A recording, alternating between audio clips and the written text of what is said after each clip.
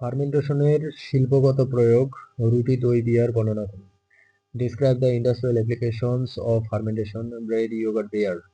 রুটির উৎপাদনে ফার্মেন্টেশন ব্যবহৃত হয় যেখানে খামির শোষণের মাধ্যমে গ্লুকোজ থেকে কার্বন ডাই অক্সাইড মুক্ত হয় যা রুটিকে ফোলাতে সাহায্য করে। Fermentation is used in bread production where yeast respiration release carbon dioxide from glucose helping the bread to rise.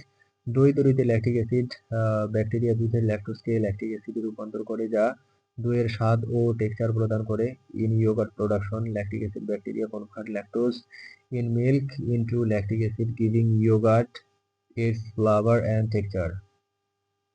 বিয়ার উৎপাদনে ইস্ট শোষণের মাধ্যমে গ্লুকোজ থেকে ইথানল ও কার্বন ডাই অক্সাইড তৈরি হয় যা বিয়ারের মদ্যপানযোগ্যতা ও গ্যাস যুক্ততা নিয়ে আসে।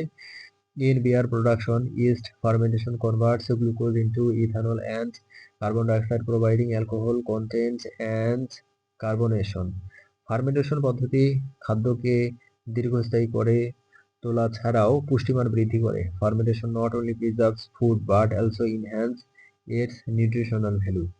শিল্পে এই প্রক্রিয়া পরিবেশগতভাবে নিরাপদ এবং প্রাকৃতিক, তাই খাদ্য ও পানীয় তৈরিতে জনপ্রিয়। Industrially, this process is environmentally safe and natural, making it popular in food and beverage production.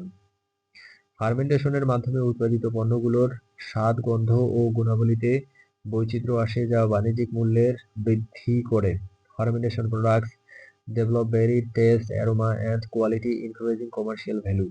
উদাহরণস্বরূপ ভারতের বাজারে ঘরোয়া ও বাণিজ্যিক বেকারিতে পাউরুটি ফোলানোতে ফার্মেন্টেশন অপরিহার্য ভূমিকা পালন করে। For example, fermentation plays an essential role in bread leaving in both home and commercial bakeries in India. Cellular শ্বসন কি? এর প্রকারভেদ ও গুরুত্ব বর্ণনা করো। What is cellular respiration? Describe its types and importance. Cellular শ্বসন হলো একটি জৈব রাসায়নিক প্রক্রিয়া যেখানে কোষ শক্তির জন্য খাদ্য অণু অক্সিডাইজ করে এটিপি উৎপাদন করে। Cellular respiration is the biochemical process in which cells oxidise food molecules to produce ATP, the energy currency. প্রধানত দুই প্রকার, অ্যারোবিক অক্সিজেনের উপস্থিতিতে ও অ্যানারোবিক অক্সিজেনবিহীন শ্বসন। There are mainly two types, aerobic with oxygen and anaerobic without oxygen respiration. Aerobic শোষণে glucose সম্পূর্ণ oxidise করে কমপক্ষে 38 এটিপি উৎপন্ন করে। Aerobic respiration fully oxidise glucose producing up to 38 ATP molecules. Anaerobic শোষণে অক্সিজেন নেই, তাই গ্লুকোজ আংশিক অক্সিডাইজ হয় এবং শক্তি উৎপাদন কম হয়। Anaerobic respiration lakhs oxygen partially oxidized glucose producing less energy. এই প্রক্রিয়ায় খাদ্য থেকে মুক্ত শক্তি কোষের সকল জীববিদ্যুৎ ক্রিয়ার জন্য অপরিহার্য।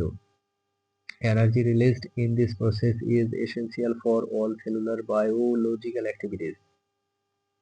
শ্বসনের মাধ্যমে এটি তৈরি হয় কোষের বেঁচে থাকায় ক্ষমতা ও শারীরিক কার্যক্ষমতা নির্ভর করে এই প্রক্রিয়ার উপর। Cell survival and physiological functions depend on ATP products by respiration. উদাহরণস্বরূপ মানুষের দেহে অক্সিজেনের উপস্থিতিতে অ্যারোবিক শ্বসন হয় যা ওষুধ তৈরির জন্য শক্তির উৎস। For example, aerobic respiration in humans occurs in the presence of oxygen and is the energy source for bodily functions.